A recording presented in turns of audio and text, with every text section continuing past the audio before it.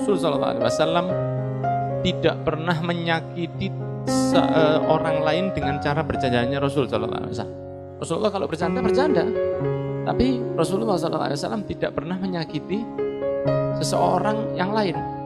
Kan umumnya bercanda bagi kita itu kadang-kadang kita nggojloki teman sampai nggojloki fisiknya, kekurangan kecerdasannya. Kadang-kadang kita nggojloki teman karena itu.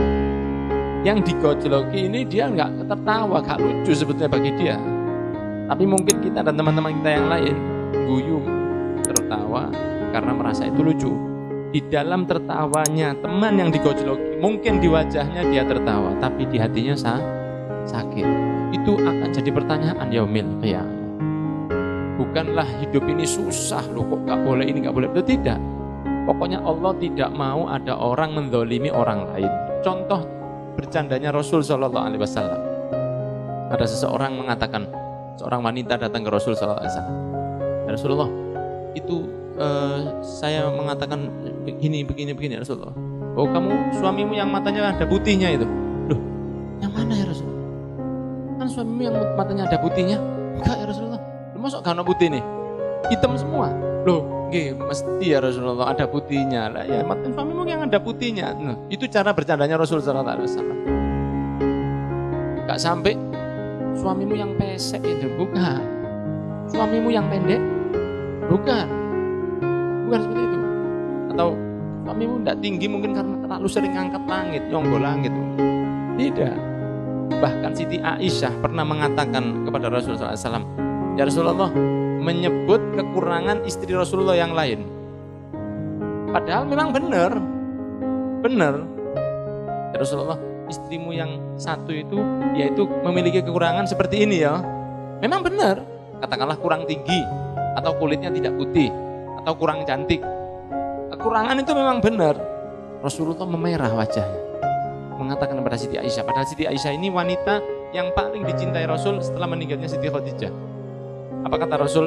Seandainya omonganmu ini ditimbang, dibentuk sebagai satu makhluk, dimasukkan ke laut, laut itu akan menjadi bau busuk.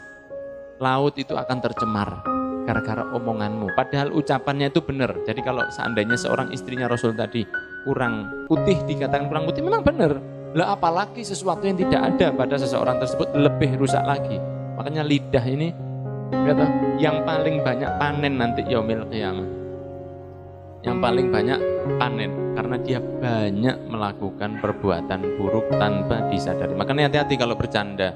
Bercanda itu ya bagaimana caranya semua senang. Kalau kita kumpul dengan teman, kalau kita bercanda dengan teman, bagaimana caranya semua senang.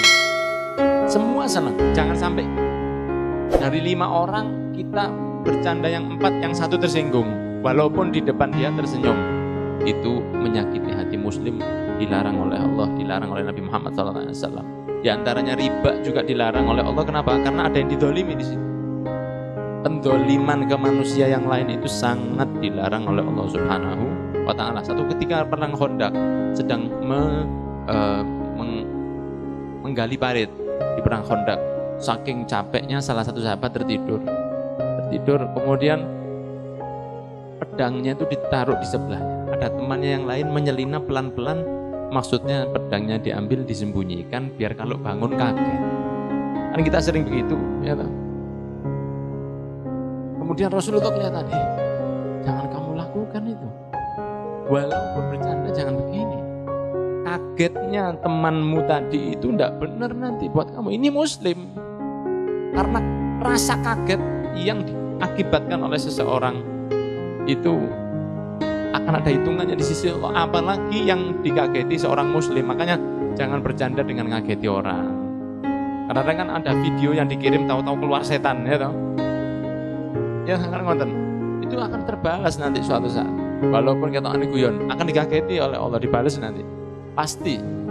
Atau singitan sembunyi, teman lewat dikageti. Itu akan diberi balasan oleh Allah. Dia akan diberi satu hal yang membuat dirinya kaget. Karena semua itu ada hitungannya. Kama tadinu tudan.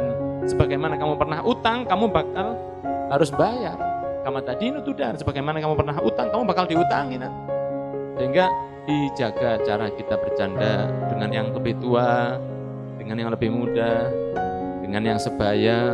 Itu ada aturan dan tata krama, ada andap asornya, bukan terus guyon sama saja, kocok-kocokan, pisu-pisuan, jangan. Karena kita tidak tahu, mungkin yang kita guyoni ini dia tersinggung, itu akan jadi pertanyaan yaumil qiyamah. Mungkin kalau kumpul jadi satu, itu ketika kita guyon kan digojloki kan pasti kan nggak mungkin marah. Kalau marah kan tambah seneng konco-koncone. Nah, kita mungkin akan tersenyum, tapi hatinya menangis, sanubarinya hancur, rusak, binasa. Dan itu dilarang, menyakiti hati orang muslim dilarang. Maka hati-hati kalau bercanda.